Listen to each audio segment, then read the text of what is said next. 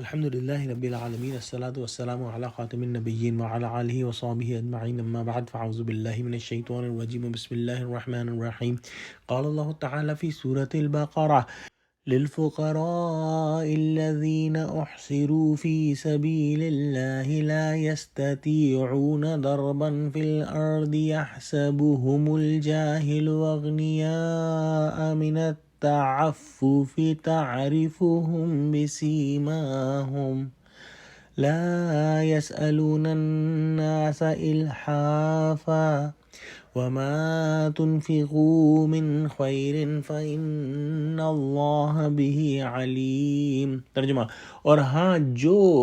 تم خرچ کرو گے تو ان حاجت مندوں کے لیے جو خدا کی راہ میں رکے بیٹھے ہیں اور ملک میں کسی طرف جانے کی طاقت نہیں رکھتے اور مانگنے سے عار رکھتے ہیں، یہاں تک کہ نہ مانگنے کی وجہ سے ناواقف شخص ان کو غنی خیال کرتا ہے، اور تم قیافے سے ان کو صاف پہچان لو کہ حاجت مند ہیں اور شرم کے سبب لوگوں سے منہ پھوڑ کر اور لپٹ کر نہیں مانگ سکتے، اور تم جو مال خرچ کرو گے کچھ شک نہیں کہ خدا اس کو جانتا ہے۔ اس آیت کے بارے میں کہا گیا ہے کہ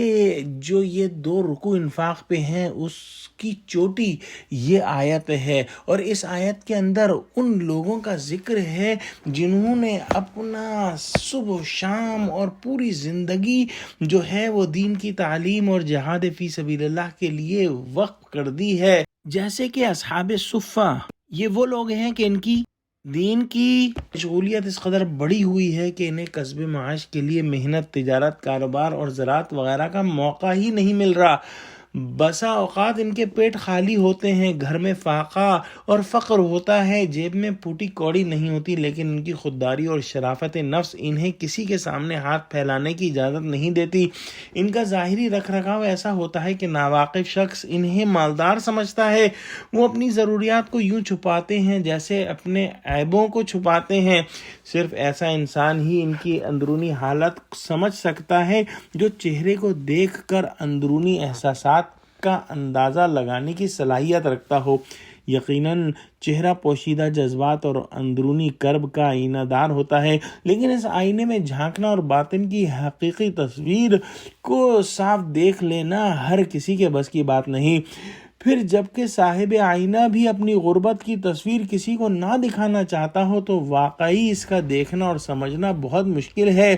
لیکن انفاق کے حقداروں میں ان کا مرتبہ اور نہایت اونچا ہے اور ان کو پہچاننا نہایت ضروری ہے۔ اسی لیے اللہ تعالیٰ بھی یہی چاہتا ہے کہ ان خوددار انسانوں کے ساتھ ایسا کوئی معاملہ نہ کیا جائے جس سے ان کے جذبات کو ٹھیس لگے اور ان کی عزت نفس مجروح ہو۔ اس لیے آیت کے آخر میں اشارتاً یہ سمجھا دیا کہ ایسے لوگوں کی جو مدد ہے وہ خفیہ طریقے سے کرنی چاہیے۔ ان لوگوں کو پہچاننے کے لیے ان کی صفات یہاں بیان ہوئی ہیں۔ ان کی ایک صفت تو یہ بیان ہوئی کہ دینی مشغولیت کی وجہ سے چل پھر کر کسب معاش نہیں کر سکتے اور ان پر خرچ کرنے کا یہ بہت بڑا سبب ہے۔ دوسری بات یہ کہ یہ لوگ مخلوق کے سامنے سوال کرنے سے پرہیز کرتے ہیں، اس وجہ سے انجان آدمی جسے ان کا اندرونی حال معلوم نہیں انہیں مالدار سمجھتا ہے۔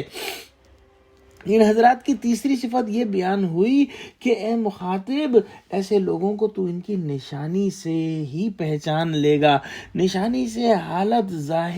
ظاہری مراد ہے جسے دیکھ کر ان کے حاجت مندی اور بیچارگی معلوم ہو جائے گی۔ بعض نے اس کے بارے میں لکھا ہے کہ مشقت کے ظاہری آثار جو چہرے پر آ جاتے ہیں وہ مراد ہے۔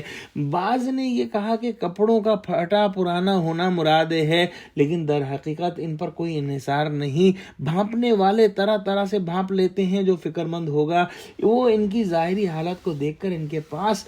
اٹھ بیٹھ کر اور ان کی حاجت مندی کو پہچان لے گا۔